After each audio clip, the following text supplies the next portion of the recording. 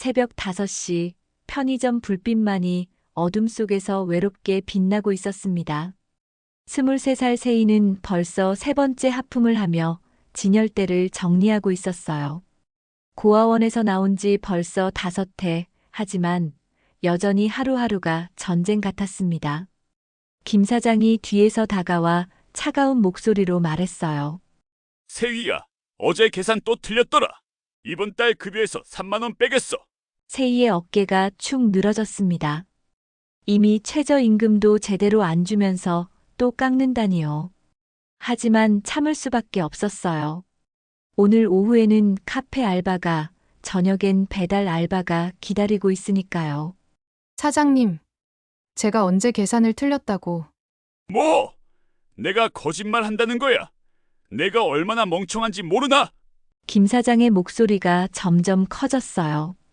다른 손님들이 쳐다보기 시작했습니다. 세이는 얼굴이 빨갛게 달아올랐지만 꾹 참았어요. 이 일마저 잃으면 정말 거리에서 잠을 자야 할지도 모르니까요. 그때였습니다. 편의점 문이 삐걱 소리를 내며 열리더니 초라한 행색의 할아버지 한 분이 들어오셨어요. 옷은 너덜너덜하고 신발도 다 떨어져 있었지만 눈빛만큼은 이상하게 따뜻했습니다. 물 한 병만 주세요.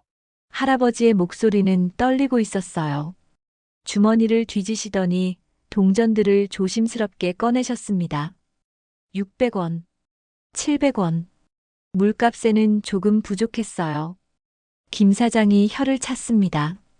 에이, 돈도 없으면서 뭘 사러 와. 나가세요, 나가. 할아버지의 얼굴이 창백해졌어요. 세이는 차마 보고 있을 수가 없었습니다. 사장님, 제가 나머지 돈 낼게요. 김 사장이 세이를 노려봤어요. 너 미쳤어. 이런 거지한테 왜 돈을 써? 내 돈이 얼마나 아까운데. 하지만 세이는 이미 자신의 지갑에서 300원을 꺼내 카운터에 올려놓았어요. 할아버지는 고맙다는 말을 연신 반복하시며 물을 받아가셨습니다. 그런데 편의점을 나가시던 할아버지가 갑자기 휘청하더니 문 앞에서 그대로 쓰러지고 말았어요. 할아버지, 세이는 급히 뛰어나갔습니다. 할아버지는 의식을 잃으신 상태였고 이마에서 피가 흘러나오고 있었어요. 사장님, 구급차 불러주세요. 김 사장은 귀찮다는 표정으로 중얼거렸어요. 에휴, 골치 아픈 일에 왜 끼어들어? 그냥 놔둬. 하지만 세이는 이미 할아버지를 부축해서 일으키고 있었어요. 다행히 근처에 택시가 지나가고 있었습니다. 병원으로 가주세요. 빨리요. 응급실까지 가는 동안 할아버지는 계속 중얼거리고 계셨어요. 미안해. 정말 미안해. 손녀야, 할아버지가 미안해. 세이는 할아버지의 손을 꼭 잡았습니다. 왜인지 모르게 가슴이 찡했어요. 어머니를 일찍 여인 자신에게는 할아버지라는 존재 자체가 낯설고도 그리웠거든요. 응급실에서 치료를 받으신 할아버지는 다행히 큰 상처는 없었어요. 하지만 극심한 스트레스와 영양실조로 쓰러지신 거였습니다. 할아버지, 괜찮으세요? 할아버지는 세이를 바라보시더니 눈물을 글썽이셨어요. 아가씨, 고맙소. 정말 고맙소. 당신 같은 착한 아이가 어디 있겠어요. 아니에요. 당연한 일을 했을 뿐이에요. 그런데 세이의 핸드폰이 미친 듯이 울리기 시작했어요. 김 사장이었습니다. 야, 지금 몇 시인 줄 알아? 내가 없어서 가게 문 닫았어. 당장 와. 세이는 시계를 봤어요. 벌써 오전 9시. 카페 알바 시간까지 1시간밖에 남지 않았어요. 할아버지, 죄송하지만 저 가봐야 해요. 병원비는? 할아버지가 세이의 손을 잡았습니다. 아가씨, 이름이 뭡니까? 세이요. 박세이예요. 세희. 좋은 이름이군요. 나는 한철수라고 하오. 한철수. 세이는 그 이름을 마음속에 새겨뒀어요. 왜인지 모르게 이 할아버지와의 만남이 특별하게 느껴졌거든요. 편의점으로 돌아온 세이를 기다리고 있던 건 김 사장의 화였어요. 너 때문에 손님들 다 놓쳤어. 오늘부터 나오지 마. 사장님, 제발, 됐어. 이런 바보 같은 년은 필요 없어. 세이는 결국 편의점 알바를 잃고 말았어요. 하지만 이상하게도 후회되지 않았습니다. 할아버지의 따뜻한 눈빛이 계속 떠올랐거든요. 카페로 향하는 길에서 세이는 가방 속 낡은 사진을 꺼내봤어요. 돌아가신 어머니가 남겨주신 유일한 아버지 사진이었습니다. 젊은 시절의 멋진 남자가 어머니와 함께 웃고 있는 모습. 언젠가는 꼭 찾고 싶었어요. 한편 병원에서 나온 한철수는 더 이상 거지 행색이 아니었습니다. 깔끔한 정장 차림의 비서가 그를 맞이했어요. 회장님, 정말 걱정했습니다. 한철수, 아니 한진그룹의 한철수 회장은 쓸쓸하게 웃었습니다. 민 비서, 그 아이, 정말 착한 아이더군. 우리 잃어버린 손녀가 저렇게 자랐을까? 회장님, 이제 그만 돌아가셔야 합니다. 사위분들이 알고 있어. 하지만 아직 찾지 못했어.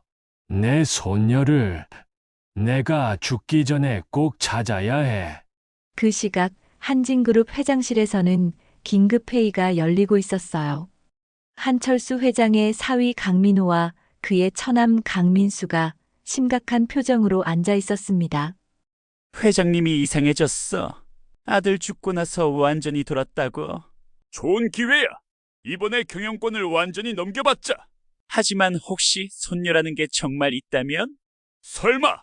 있다 해도 고아원 출신 거지일 텐데 뭐가 무서워? 두 사람은 음험하게 웃었습니다. 하지만 그들은 몰랐어요. 그 거지라고 무시하던 소녀가 바로 진짜 상속자라는 것을. 그날 밤 세이는 작은 고시텔 방에서 라면을 끓이며 하루를 정리하고 있었어요. 편의점 알바는 잃었지만 카페와 배달 알바는 다행히 무사히 마쳤습니다. 문득 한철수 할아버지 생각이 났어요. 지금 어디서 주무실까? 혹시 또 길에서 쓰러지시는 건 아닐까? 세이는 결심했습니다. 내일 병원에 가서 할아버지 안부를 확인해 봐야겠다고요. 그 따뜻한 눈빛의 할아버지를 어쩐지 놓치고 싶지 않았거든요. 하지만 그녀는 몰랐습니다. 그 할아버지가 대한민국 최고의 재벌이며 자신을 평생 찾아 헤맨 친할아버지라는 것을. 그리고 이 만남이 그들의 인생을 완전히 바꿔놓을 운명적 만남이라는 것을 말입니다. 다음 날 오전, 세이는 카페 모카브라운에서 아침 시프트를 시작했습니다. 잠을 제대로 자지 못해서 눈 밑에 다크서클이 짙었지만 한철수 할아버지 생각에 마음은 한편으로 따뜻했어요. 그런데 카페 사장 최대영이 험상궂은 표정으로 다가왔습니다. 야, 박세희. 어제 왜 편의점에서 잘렸다고 소문났어? 너 문제 있는 애 아니야? 세이는 당황했어요. 벌써 소문이 났다니요. 아니에요, 사장님. 그냥 작은 오해가. 오해? 김 사장이 전화해서 내가 얼마나 불성실한지 다 얘기했어. 거지 같은 늙은이 도와주겠다고 가게 팽개쳤다며? 최 사장의 목소리가 점점 커졌어요. 카페에 있던 손님들이 모두 이쪽을 쳐다보기 시작했습니다. 사장님, 목소리 좀 낮춰주세요. 손님들이 뭐? 지금 나한테 지시하는 거야? 너 같은 고아원 출신이? 그 말에 세이의 얼굴이 창백해졌어요. 가슴이 찢어질 것 같았습니다. 카페에 있던 손님들의 시선이 모두 자신에게 쏠리는 게 느껴졌어요. 그때였습니다. 카페 문이 열리면서 깔끔한 정장 차림의 한철수가 들어왔어요. 어제의 거지 같던 모습은 온데간데 없이 품격 있는 신사의 모습이었습니다. 세이는 깜짝 놀랐어요. 할아버지, 어떻게 여기를? 한철수는 세희의 당황한 모습을 보고는 상황을 금세 파악했습니다. 최 사장이 세희를 모욕하는 소리를 다 들었거든요. 실례합니다. 저는 이 건물의 건물주입니다. 최 사장의 얼굴이 순간 굳었어요. 네, 건물주라고요? 한철수는 품에서 명함을 꺼내 건넸습니다. 한진그룹 명예회장 한철수라고 적혀 있었어요. 최 사장은 명함을 보더니 얼굴이 새파랗게 변했습니다. 한진그룹이 이 건물의 소유주라는 것을 알고 있었거든요. 회장님. 정말 회장님이신가요? 그렇습니다. 그런데 방금 제가 들은 것이 사실입니까? 직원을 모욕하시는 것 같던데요. 최 사장은 식은땀을 흘리며 말을 더듬었어요. 아니에요. 그냥 농담으로. 농담이라고요. 고아원 출신이라고 무시하는 게 농담입니까? 한철수의 목소리에는 찬 기운이 돌았어요. 세희를 모욕당하는 것을 보니 가슴에 불이 났습니다. 죄송합니다, 회장님. 정말 죄송합니다. 이런 식으로 직원을 대하는 가게에는 더 이상 장소를 임대해 드릴 수 없겠군요. 최 사장은 완전히 패닉 상태가 되었어요. 회장님. 제발. 다시는 안 그럴게요. 한철수는 세희를 바라봤습니다. 세희 양, 이런 곳에서 일하지 마십시오. 당신 같은 좋은 아이가 모욕받을 이유가 없어요. 하지만 할아버지, 저는 일을 해야. 걱정하지 마세요. 제가 도와드릴 방법이 있습니다. 한철수는 최 사장에게 차가운 시선을 보냈어요. 오늘 저녁까지 이 아이에게 정중히 사과하고 한 달치 급여를 보상하십시오. 그렇지 않으면 임대차 계약을 해지하겠습니다. 최 사장은 고개를 푸덕푸덕 끄덕였어요. 네. 알겠습니다, 회장님. 한철수는 세희와 함께 카페를 나왔습니다. 세희는 아직도 믿기지 않는다는 표정이었어요. 할아버지, 정말 한진그룹 회장님이세요? 한철수는 쓸쓸하게 웃었습니다. 그렇습니다. 하지만 그게 중요한 게 아니에요. 세희 양, 당신이 어제 저를 도와준 거 평생 잊지 못할 겁니다. 아니에요. 저야말로. 세희 양, 혹시 시간이 되시면 제 부탁을 하나 들어주실 수 있을까요? 어떤 부탁이세요? 한철수의 눈에 애틋함이 스쳤습니다. 제가 잃어버린 손녀를 찾고 있습니다. 혹시 저와 함께 찾아주실 수 있을까요? 손녀요? 네. 제 아들이 최근에 세상을 떠났는데 죽기 전에 고백한 게 있어요. 젊은 시절 사랑했던 여자가 있었는데 제가 반대해서 헤어지게 만들었다고요. 그런데 그 여자에게서 딸이 태어났다는 겁니다. 세희의 가슴이 쿵하고 뛰었어요. 무언가 익숙한 이야기 같았거든요. 그 여자분 이름이 뭐였어요? 박미숙이라고 했어요. 23년 전 이야기입니다. 세희는 깜짝 놀라 한철수를 쳐다봤어요. 박미숙. 바로 자신의 어머니 이름이었습니다. 하지만 너무 놀라서 말이 나오지 않았어요. 제발 도와주세요. 세희 양, 당신을 보니 제가 찾는 손녀도 당신처럼 착하고 예쁘게 자랐을 것 같아요. 한철수의 간절한 눈빛에 세희는 고개를 끄덕였습니다. 네, 도와드릴게요. 한편 한진그룹 회장실에서는 강민호와 강민수 형제가 긴급회의를 하고 있었어요. 형님이 거지꼴로 돌아다니면서 뭘 하는지 알아봤어? 뭐래? 어떤 편의점 알바 여자애를 도와주고 있다는 거야. 완전히 정신이 나간 것 같아. 강민수가 음흉하게 웃었습니다. 오히려 좋지 않아? 치매 걸렸다고 하면서 후견인 신청하자. 그거 좋은 생각이야. 어차피 손녀 따위는 존재하지 않을 테니까. 하지만 두 형제는 몰랐어요. 그들이 무시하던 그 편의점 알바 여자애가 바로 진짜 상속자라는 것을. 저녁이 되자 세희는 배달 알바를 위해 오토바이를 타고 거리를 달리고 있었어요. 마음 한편으로는 한철수 할아버지 이야기가 계속 맴돌았습니다. 박미숙. 설마 정말 우연의 일치일까요?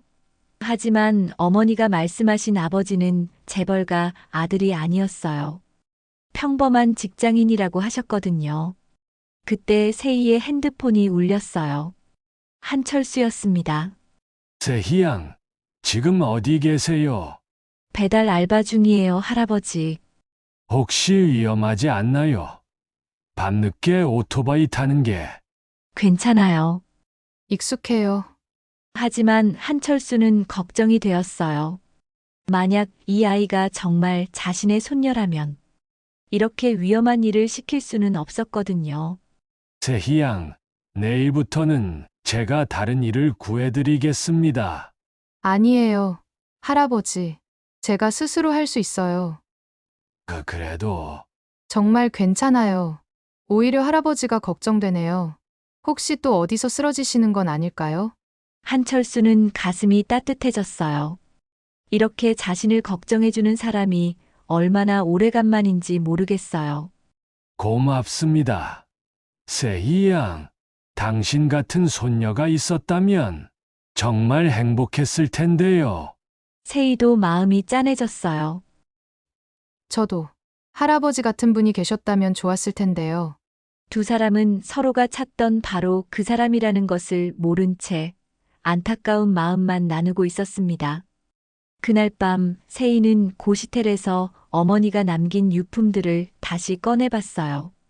낡은 사진, 편지, 그리고 작은 목걸이. 문득 한철수가 말한 박미숙이라는 이름이 떠올랐어요.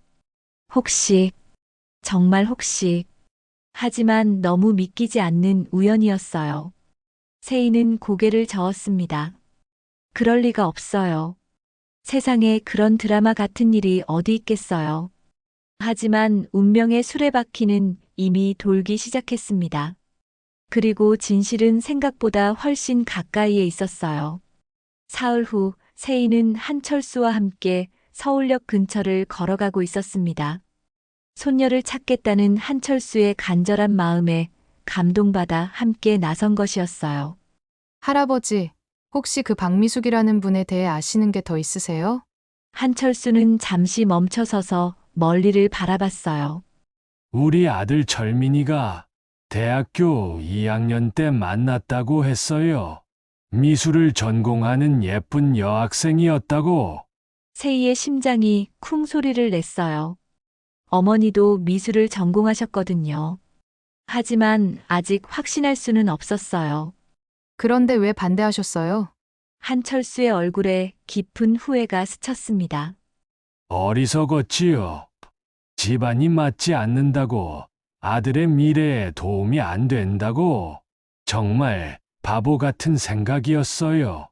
그때 길 건너편에서 익숙한 목소리가 들려왔어요. 야! 박세희! 거기서! 세희가 돌아보니 편의점 김 사장이 화난 얼굴로 다가오고 있었어요. 옆에는 덩치 큰 남자 둘이 함께 있었습니다. 너 때문에 편의점 본사에서 감사 나왔어! 어떻게 할 거야? 김 사장이 세희의 팔을 거칠게 잡았어요. 한철수가 재빨리 나섰습니다. 손 떼세요. 뭐야! 이 늙은이는 비켜! 김 사장이 한철수를 밀치려 했지만 그 순간 검은색 승용차 세 대가 동시에 나타났어요. 차에서 내린 건 한철수의 경호원들이었습니다. 회장님, 괜찮으십니까? 김 사장과 그의 일행은 갑자기 나타난 경호원들을 보고 당황했어요. 뭐야! 이게 뭔 상황이야? 한철수가 차갑게 말했습니다. 김 사장님, 그렇게 화가 나셨다면 저와 직접 얘기하죠. 당신이 뭔데? 저는 한진그룹 한철수입니다. 그리고 이 아이를 괴롭히신 것에 대해 매우 불쾌합니다. 김 사장의 얼굴이 새파랗게 변했어요. 한진그룹이라는 이름을 모를 리가 없었거든요. 한진그룹! 설마 진짜? 경호원 중 한 명이 김 사장에게 명함을 건넸어요. 김 사장은 명함을 보더니 다리가 후들후들 떨렸습니다. 회장님. 죄송합니다. 정말 죄송합니다. 이런 식으로 약한 사람을 괴롭히는 게 재미있으십니까? 아닙니다. 오해예요. 오해라고요. 그럼 지금까지 세희양에게 한 행동들도 모두 오해였나요? 김 사장은 말문이 막혔어요. 한철수는 계속 말했습니다. 앞으로 이 아이에게 접근하지 마십시오. 그리고 편의점 업계에서 더 이상 일하실 수 없도록 조치하겠습니다. 회장님, 제발! 하지만 한철수는 이미 등을 돌렸어요. 세희를 데리고 차로 향했습니다. 차 안에서 세희는 아직도 믿기지 않는다는 표정이었어요. 할아버지, 너무 과하신 거 아니에요? 과하다고요. 저는 제 손녀 같은 아이가 괴롭힘 당하는 걸 참을 수 없어요. 그 말에 세희의 가슴이 따뜻해졌어요. 평생 가족의 보호를 받아본 적이 없었는데 이렇게 지켜주는 사람이 있다니. 고마워요, 할아버지. 한철수도 마음이 뭉클했어요. 이 아이를 보고 있으면 정말 친손녀 같은 기분이 들었거든요. 세희양, 혹시 부모님에 대해서 더 자세히 알려주실 수 있을까요? 혹시나 해서요. 세희는 잠시 망설이다가 입을 열었어요. 어머니는 박미숙이세요. 그리고 돌아가시기 전에 아버지에 대해 조금 말씀해 주셨어요. 한철수의 눈이 번쩍했어요. 어떤 말씀을요? 대학생일 때 만나서 정말 사랑했지만 집안의 반대로 헤어질 수밖에 없었다고요. 그리고 아버지 성함이 한철민이라고 하셨어요. 한철수는 숨이 막혔어요. 한철민. 바로 자신의 아들 이름이었습니다. 그리고 박미숙. 아들이 말했던 그 여자였어요. 세희양, 네, 혹시 생년월일이 언제인가요? 2002년 3월 15일이에요. 한철수는 완전히 충격에 빠졌어요. 계산해보니 시기가 정확히 맞았습니다. 아들이 박미숙과 헤어진 후 10개월 뒤였어요. 하지만 아직 확신할 수는 없었어요. 너무 놀라운 우연이었거든요. 세희양, 혹시 아버지 사진 같은 건 없나요? 세희는 조심스럽게 지갑에서 낡은 사진을 꺼냈어요. 이거 어머니가 남겨주신 유일한 사진이에요. 한철수가 사진을 받아보는 순간 온몸에 전율이 흘렀어요. 사진 속 젊은 남자는 분명히 자신의 아들 한철민이었습니다. 세희양, 이것은 한철수의 손이 덜덜 떨렸어요.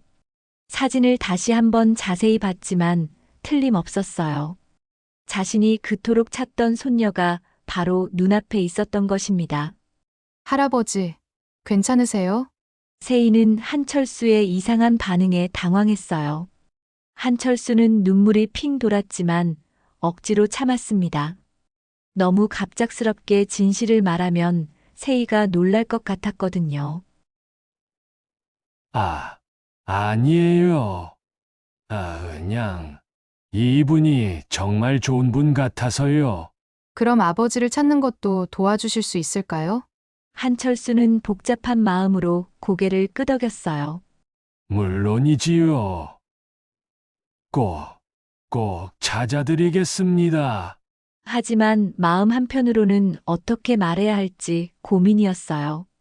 아버지는 이미 세상을 떠났고 자신이 바로 친할아버지라는 사실을 어떻게 받아들일까요? 그날 저녁 한진그룹 회장실에서는 또 다른 음모가 꾸며지고 있었어요.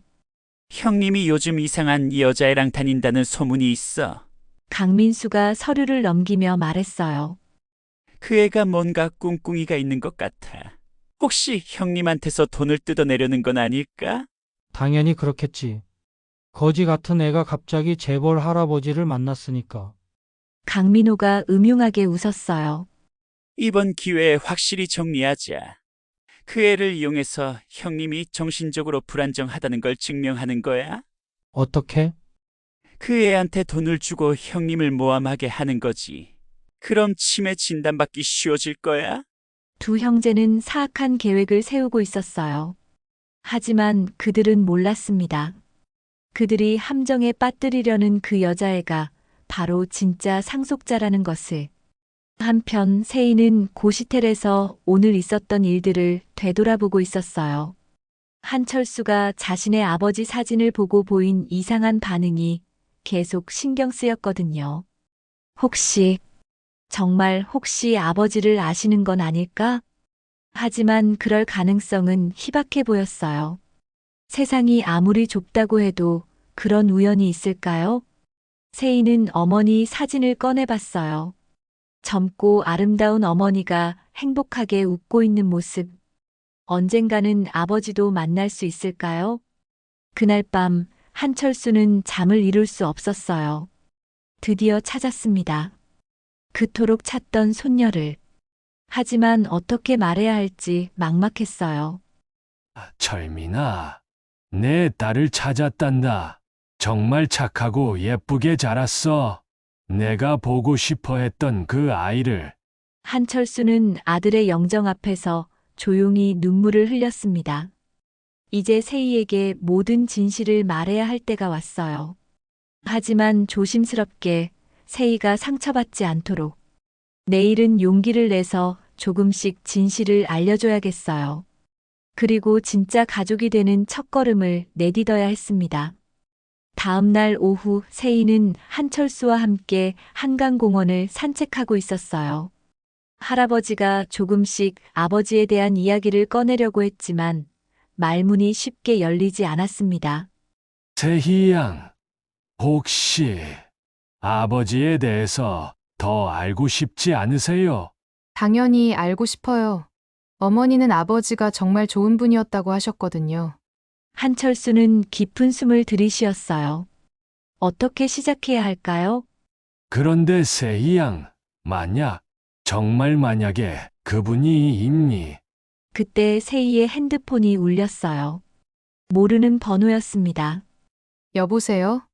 박세희 씨인가요? 저는 한진그룹 전무 강민호라고 합니다. 세희는 깜짝 놀랐어요. 한진그룹이라니. 한철수 할아버지와 같은 회사잖아요. 네. 안녕하세요.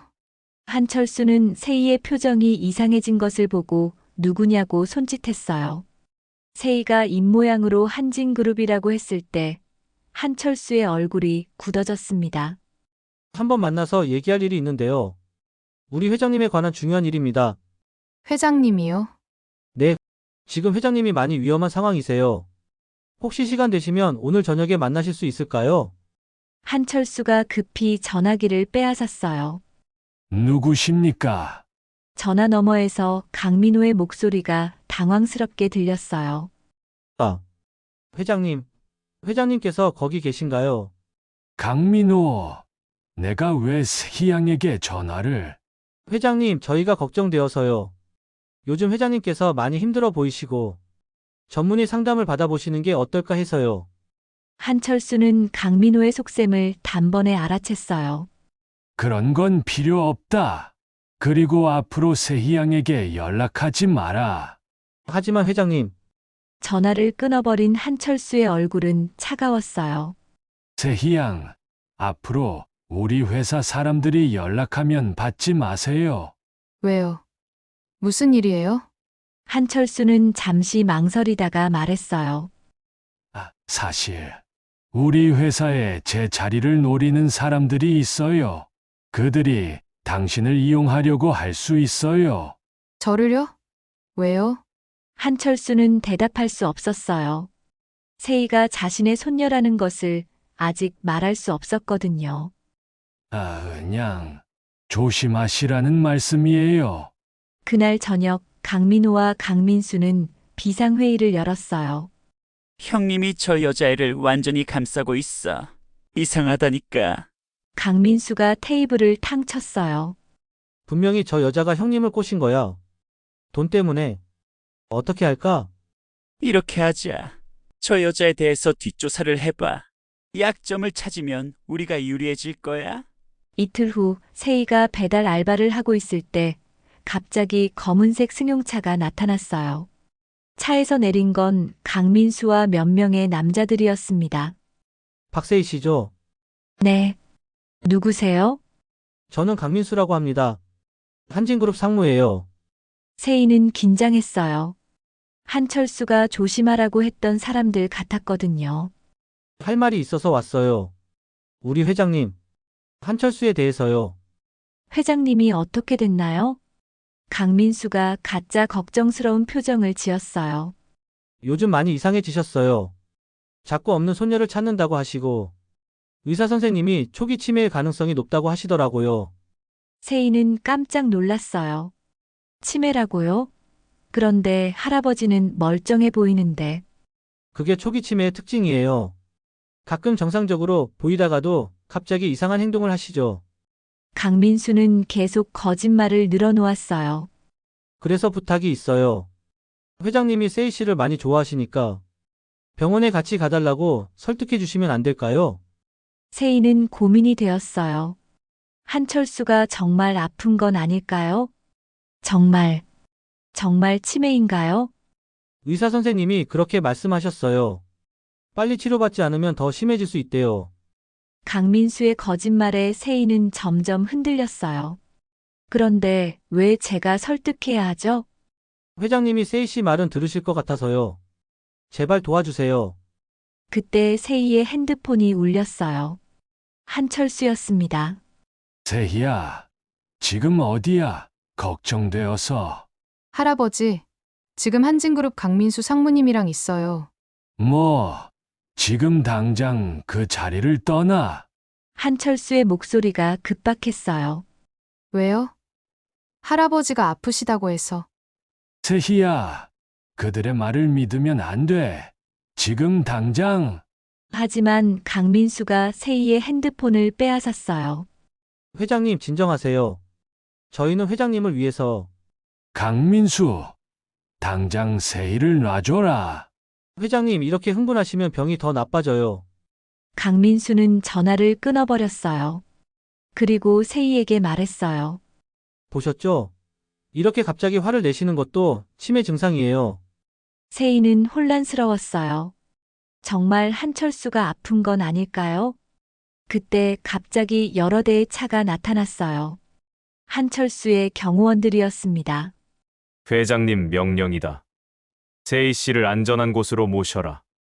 강민수는 당황했어요. 잠깐 이게 뭔 상황이야? 경호원들이 세희를 보호하며 차로 안내했어요. 강민수는 어쩔 수 없이 물러설 수밖에 없었습니다. 차 안에서 한철수가 세희를 걱정스럽게 바라봤어요. 괜찮아요. 다치지 않았어요. 네, 괜찮아요. 그런데 할아버지, 정말 치매는 아니신 거죠? 한철수는 세희의 손을 꼭 잡았어요. 세희야, 나는 멀쩡해요. 그들이 거짓말을 한 거예요. 왜 거짓말을요? 한철수는 깊은 숨을 쉬었어요. 이제 조금씩 진실을 말해야 할 때가 왔어요. 세희야, 사실 나한테는 정말 중요한 손녀가 있어요. 그 아이를 찾는 게 거짓말이 아니라 진짜예요. 정말요? 아, 그래요.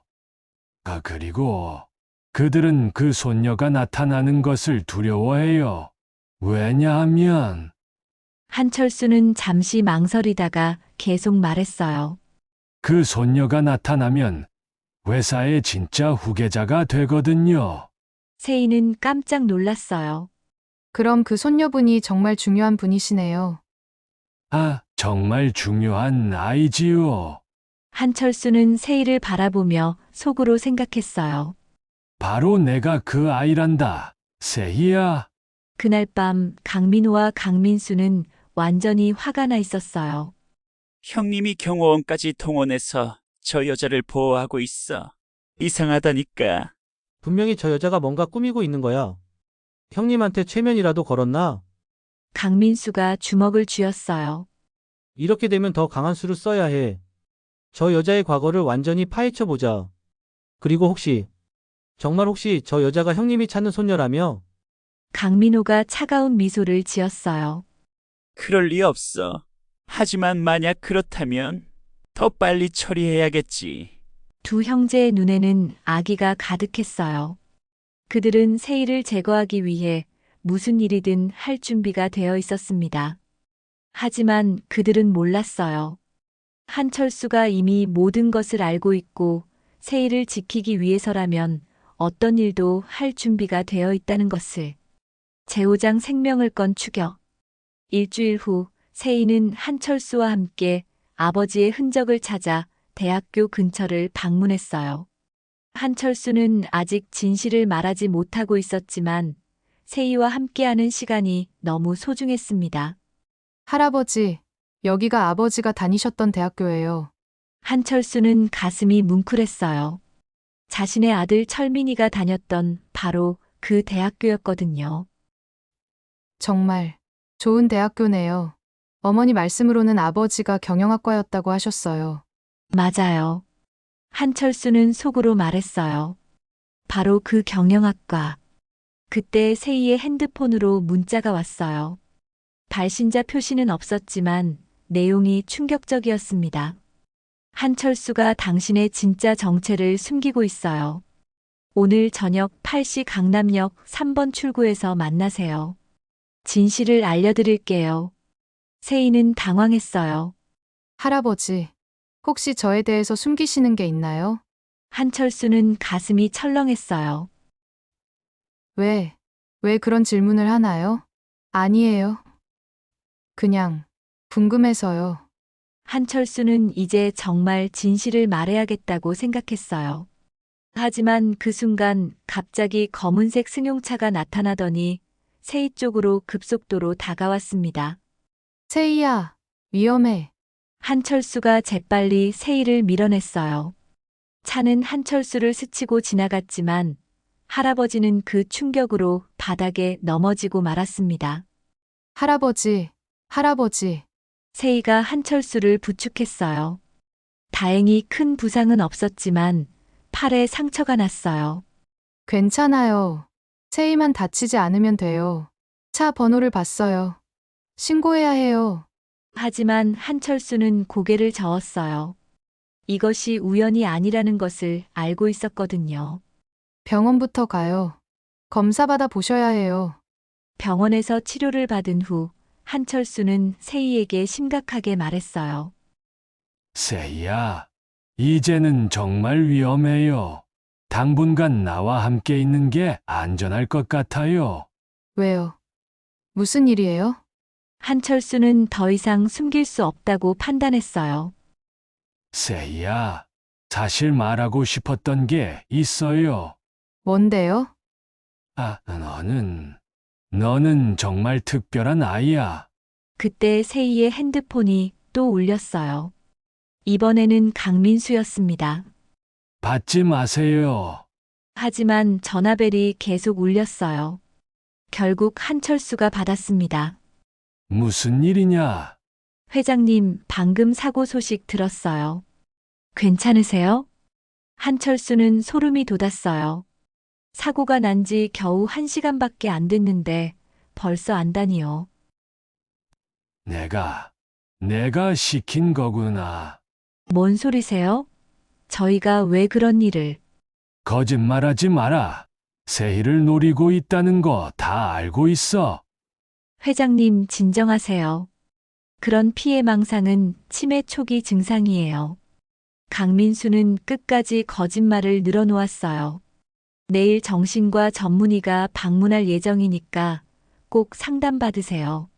전화를 끊어버린 한철수는 분노로 온몸이 떨렸어요. 세희야, 이제 정말 위험해졌어요. 그들이 본격적으로 움직이기 시작했어요. 그들이 누구예요? 왜 저를 노리는 거예요? 한철수는 세희의 두 손을 꼭 잡았어요.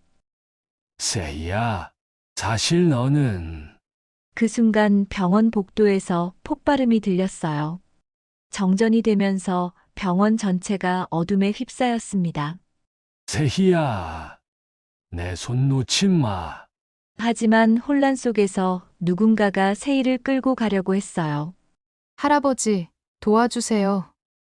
세희, 한철수가 세희를 찾으려고 했지만 너무 어두웠어요.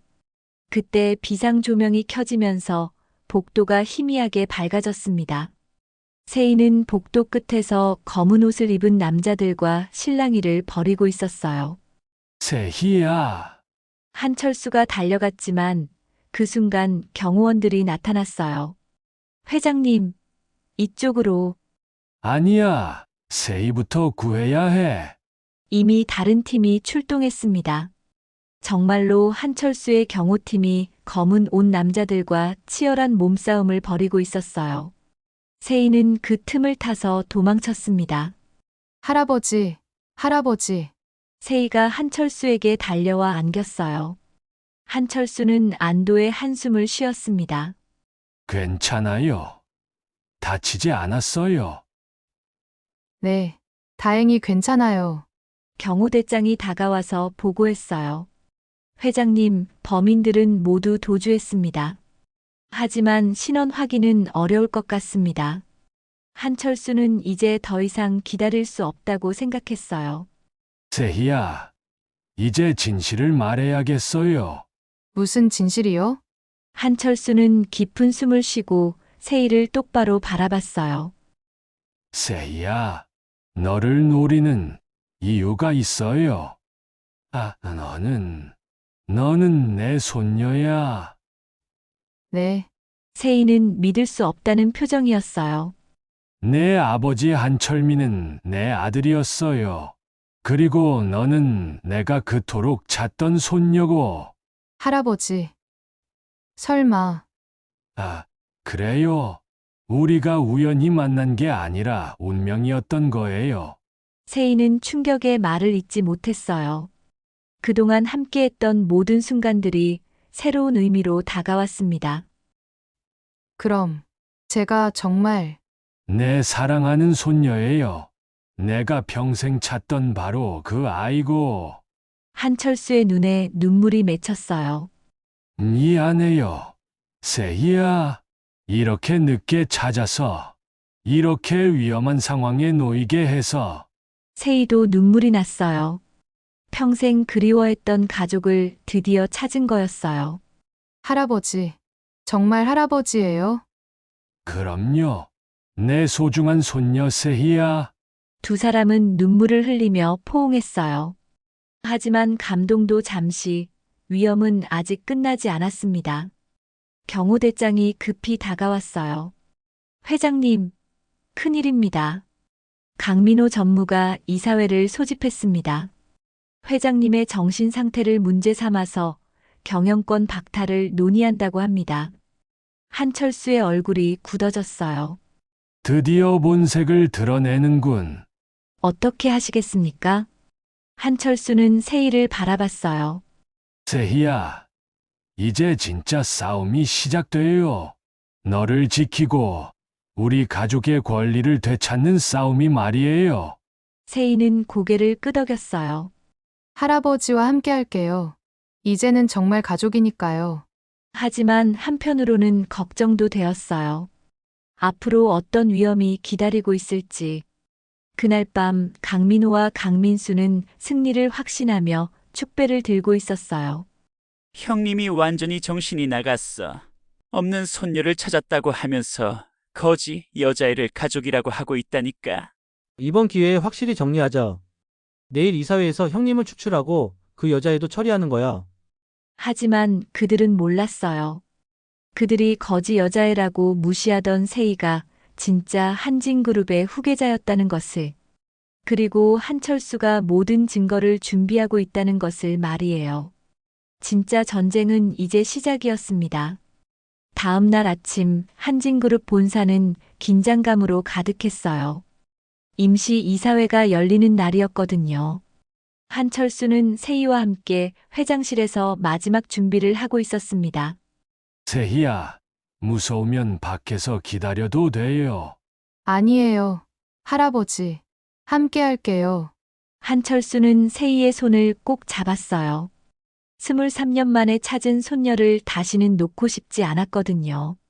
그때 민 비서가 급히 들어왔어요. 회장님, 큰일입니다. 강민호 전무가 기자들을 불렀어요. 회장님이 정신 이상이라고 발표할 예정이라고 합니다. 한철수의 얼굴이 차갑게 굳었어요. 그럴 줄 알았어. 민 비서, 내가 준비한 서류들 다 챙겼나? 네, 모두 준비됐습니다. 한철수는 금고에서 두꺼운 봉투를 꺼냈어요. 세희야, 이제 내가 누구인지 세상에 알릴 시간이야. 이사회실로 향하는 복도에서 강민호가 기다리고 있었어요. 그의 얼굴에는 승리의 미소가 떠 있었습니다. 형님, 오늘 이사회에서 좋은 결과가 있을 거예요. 강민호야, 너도 참 대단하구나. 형을 이렇게 배신할 수 있다니. 배신이 아니라 회사를 위한 일이에요. 형님의 정신 상태로는. 강민호는 세희를 흘끔 보더니 비웃었어요. 그리고 그 여자는 왜 데려오셨어요?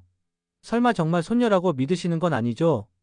한철수는 차갑게 대답했어요. 곧 알게 될 거야.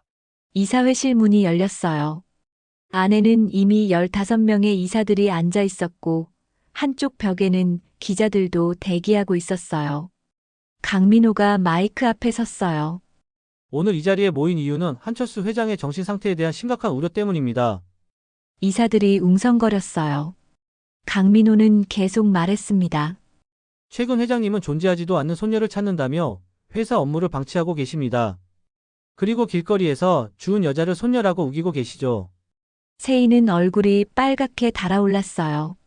하지만 한철수가 손을 꼭 잡아줬습니다.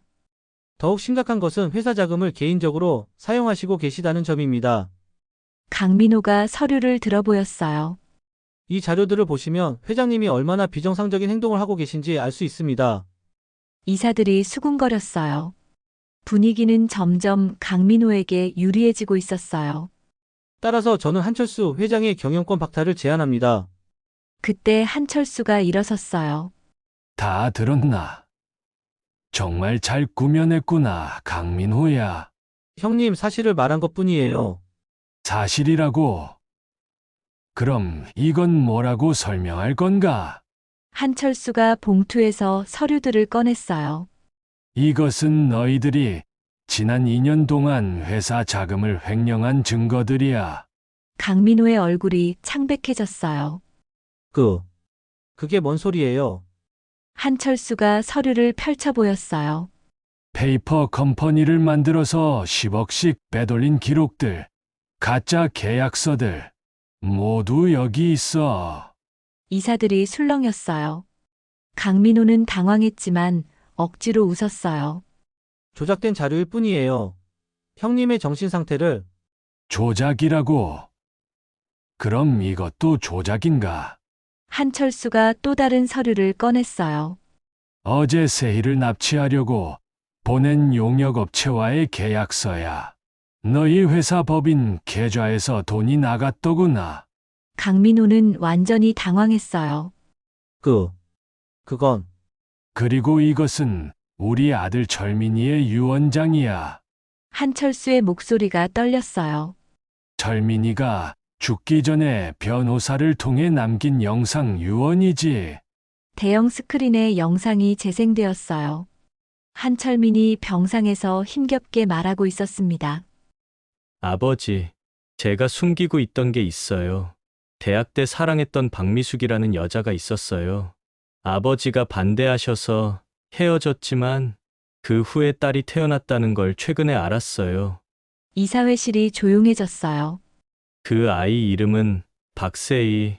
지금 23살일 거예요. 아버지, 제발 그 아이를 찾아주세요. 그리고 사랑해주세요. 제가 못해준 사랑을. 영상이 끝나자 이사회실은 완전히 정적에 휩싸였어요. 한철수가 세희의 손을 잡고 앞으로 나갔어요. 여러분, 소개합니다. 이 아이가 박세희, 내 손녀이자 한진그룹의 정당한 후계자입니다. 세희는 떨리는 목소리로 말했어요. 안녕하세요. 박세희입니다. 한철수가 또 다른 서류를 꺼냈어요. 이것은 DNA 검사 결과서입니다. 세희와 나, 그리고 철민이의 유전자가 일치한다는 과학적 증거죠. 강민호는 완전히 넋이 나간 상태였어요. 설마, 정말로, 그래, 정말로 내 손녀야. 내가 거지라고 무시했던 그 아이가 진짜 상속자였던 거지. 이사들이 웅성거리기 시작했어요. 상황이 완전히 뒤바뀐 거였어요. 한철수는 마지막으로 말했어요. 그리고 강민호, 강민수, 너희들은 오늘부터 한진그룹에서 출입 금지야. 횡령과 납치, 미수로 고발할 예정이고. 강민호가 벌떡 일어섰어요. 이럴 수가. 이게 말이 되나요? 말이 안 되는 건 너희들이 한 짓이지. 내 손녀를 해치려고 했다는 게 말이 되나? 강민수도 당황해서 말을 더듬었어요. 형님, 저희가 언제? 증거는 다 있어. 경찰이 곧 올 거야. 정말로 이사회실 문이 열리며 경찰들이 들어왔어요. 강민호, 강민수 씨, 횡령과 납치 미수 혐의로 체포합니다. 두 형제는 수갑을 찬 채 끌려나갔어요. 강민호가 마지막으로 소리쳤어요. 이건 음모야. 조작이라고. 하지만 아무도 그의 말을 믿지 않았어요. 이사회실이 조용해지자 한철수는 세희를 모든 이사들에게 정식으로 소개했어요. 여러분, 이 아이는 앞으로 한진그룹을 이끌어갈 후계자입니다. 물론 아직 어리니까 저와 함께 차근차근 배워나갈 예정입니다. 이사들이 박수를 쳤어요. 세희는 아직도 꿈만 같았어요. 한철수가 세희에게 속삭였어요. 세희야, 이제 정말 우리 가족이야. 더 이상 혼자가 아니야. 세희의 눈에 눈물이 맺혔어요. 할아버지, 고마워요. 정말 고마워요. 기자들이 카메라를 돌리며 질문을 쏟아냈어요. 회장님, 손녀분을 어떻게 찾으셨나요? 운명이었습니다. 그 아이가 저를 구해준 것이 시작이었어요. 세희 씨, 소감이 어떠세요? 아직도 믿기지 않아요. 하지만 할아버지와 함께 열심히 배우겠습니다. 그날 저녁 뉴스는 온통 한진그룹의 이야기로 가득했어요. 고아원 출신 소녀가 재벌 상속자로, 감동적인 할아버지와 손녀의 재회 등등. 한철수와 세희는 조용한 레스토랑에서 처음으로 진짜 가족 식사를 했어요. 세희야, 앞으로 힘들 일도 많을 거야. 재벌가 후계자가 되는 게 쉬운 일이 아니거든. 괜찮아요. 할아버지. 할아버지가 계시잖아요. 그래, 할아버지가 있지. 그리고 이제는 혼자가 아니야. 두 사람은 행복한 미소를 지었어요. 오랜 시간 잃어버렸던 가족의 사랑을 되찾은 순간이었습니다. 하지만 진짜 시작은 이제부터였어요. 세희가 진정한 한진그룹의 후계자로 성장해 나가는 여정이 기다리고 있었거든요. 한 달 후, 세희는 한진그룹 본사 30층에 마련된 자신의 사무실에 앉아 있었어요. 창밖으로 보이는 서울 시내가 한눈에 들어왔습니다. 불과 2달 전만 해도 편의점에서 알바를 하며 하루하루 버티고 있었는데, 이제는 대한민국 최고 기업의 후계자가 되어 있었어요. 세희 양, 오늘 일정 확인해 드릴게요. 민 비서가 들어와서 스케줄을 설명했어요. 오전 10시에 경영진 회의, 오후 2시에 신입사원 면접 참관, 그리고 저녁에는 자선 단체 후원 행사가 있습니다. 세희는 고개를 끄덕였어요. 아직 모든 게 낯설었지만 하나씩 배워나가고 있었어요. 그런데 세희 양, 특별한 손님이 오셨어요. 누구요? 편의점 김 사장님이요. 사과하러 오셨다고. 세희는 잠시 망설이다가 말했어요. 들어오시라고 하세요. 잠시 후 김 사장이 들어왔어요. 예전의 거만한 모습은 온데간데 없고 완전히 초라한 모습이었습니다. 세희 양! 아니, 세희님! 김 사장은 무릎을 꿇고 머리를 조아렸어요. 정말 죄송합니다. 제가 정말 잘못했어요. 그때 그렇게 구박한 거 평생 후회하고 있어요. 세희는 복잡한 마음이었어요. 분명 상처받았던 기억이지만 이제는 복수보다는 용서가 더 중요하게 느껴졌거든요. 일어나세요, 사장님. 세희님, 제발 용서해 주세요. 저는 정말 사장님. 저도 그때는 힘들었지만 그 일이 있었기에 할아버지를 만날 수 있었어요. 김 사장은 눈물을 흘렸어요. 고마워요. 세희님, 정말 고마워요. 대신 앞으로는 직원들을 더 잘 대해주세요. 모든 사람에게는 각자의 사연이 있으니까요. 네, 꼭 그렇게 하겠습니다. 김 사장이 나간 후 한철수가 들어왔어요. 세희야, 잘 처리했구나. 너무 쉽게 용서해 준 건 아닐까요? 한철수는 세희의 머리를 쓰다듬었어요. 아니야. 진짜 리더는 복수가 아니라 용서를 아는 사람이지. 내가 정말 자랑스러워. 점심시간이 되자 세희는 한철수와 함께 회사 근처 작은 식당에 갔어요. 예전에 배달 알바할 때 자주 가던 곳이었거든요. 사장님, 안녕하세요. 식당 사장 이모가 깜짝 놀랐어요. 세희야, 어머, 이게 누구야? 뉴스에서 봤는데 정말 너였구나. 네, 이모, 잘 지내셨어요? 그런데 이분은 누구야? 제 할아버지세요. 한철수가 정중히 인사했어요. 안녕하세요. 평소 세희가 신세 많이 졌습니다. 이모는 감격해서 눈물을 글썽였어요. 세희야, 정말 고생 많았구나. 이제는 행복하겠네. 그날 오후 세희는 신입사원 면접에 참관했어요. 면접자 중에는 자신과 비슷한 처지의 고아원 출신 청년도 있었어요.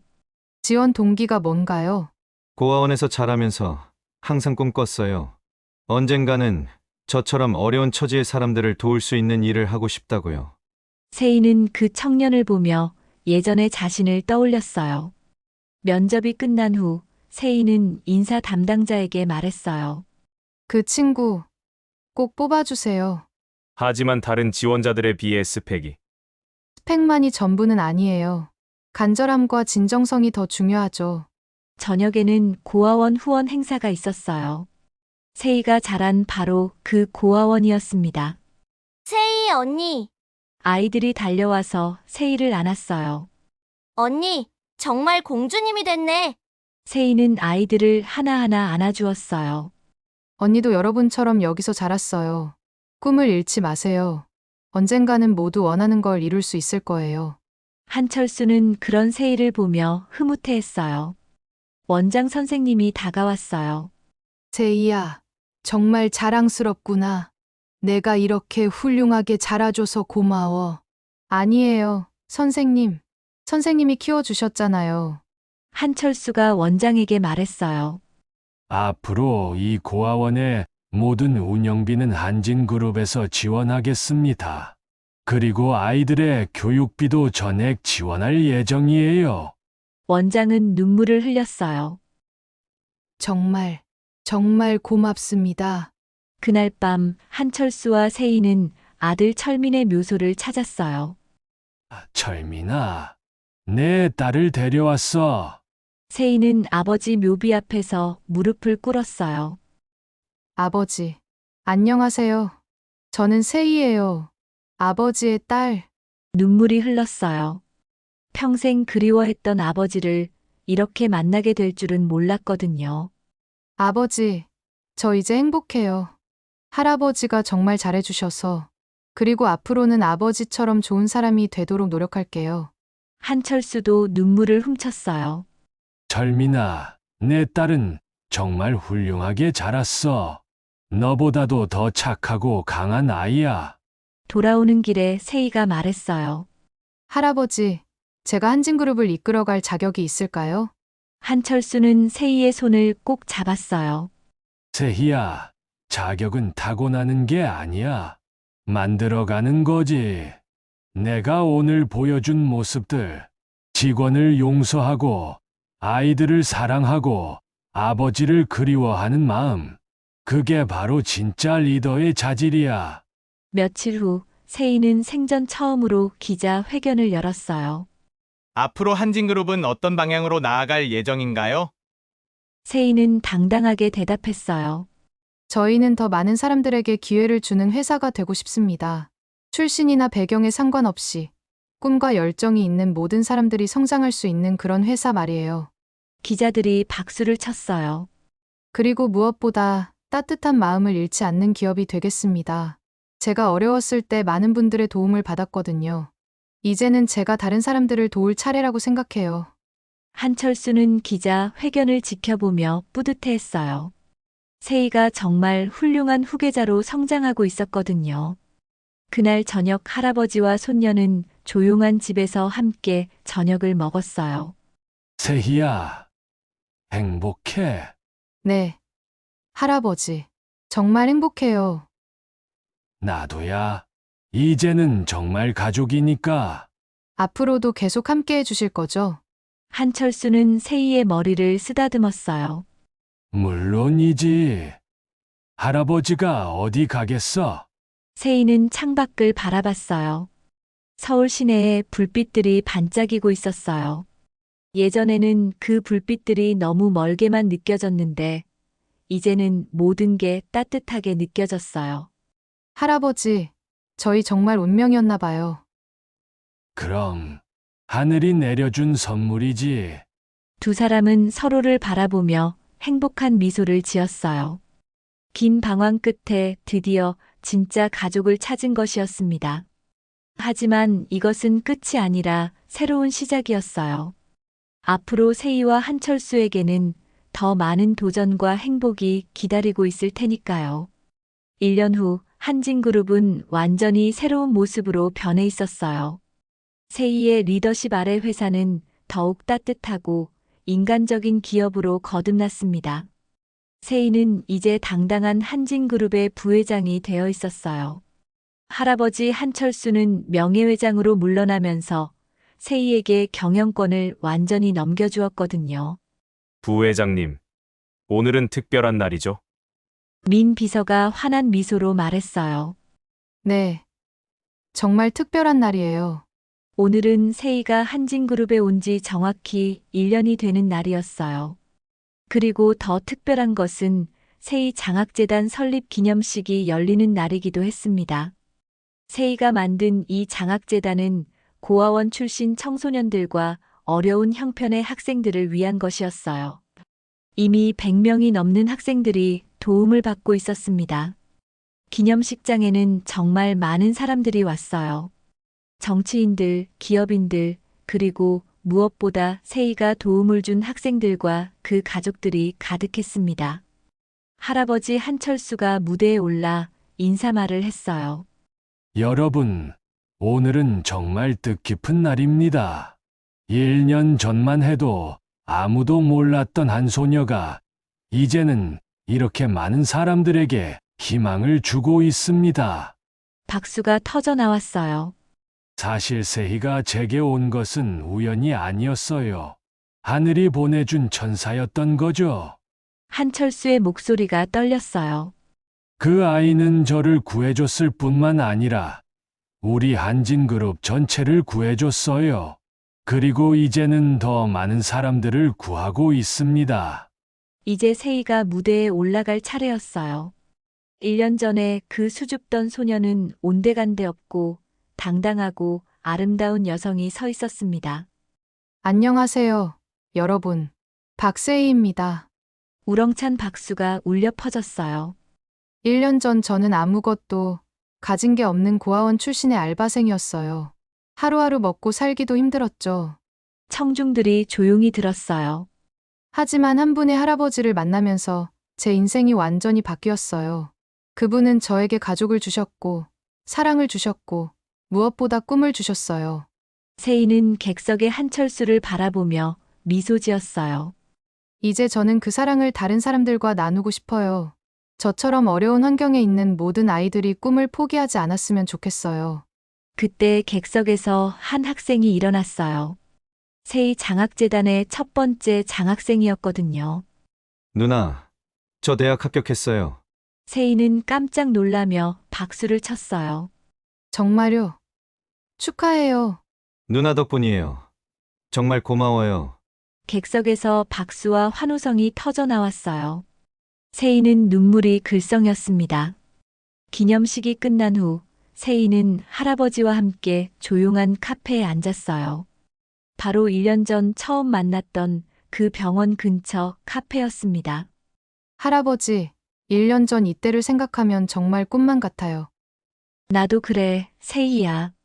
그때는 정말 절망뿐이었는데.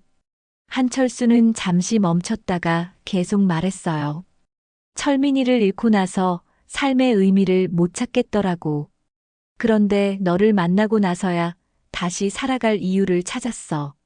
저도요. 할아버지, 평생 가족이 그리웠는데, 이제는 정말 행복해요. 그때 카페 문이 열리며 익숙한 얼굴이 들어왔어요. 바로 편의점에서 함께 일했던 파트타이머 미영이었습니다. 세희야, 정말 세희 맞지? 미영 언니.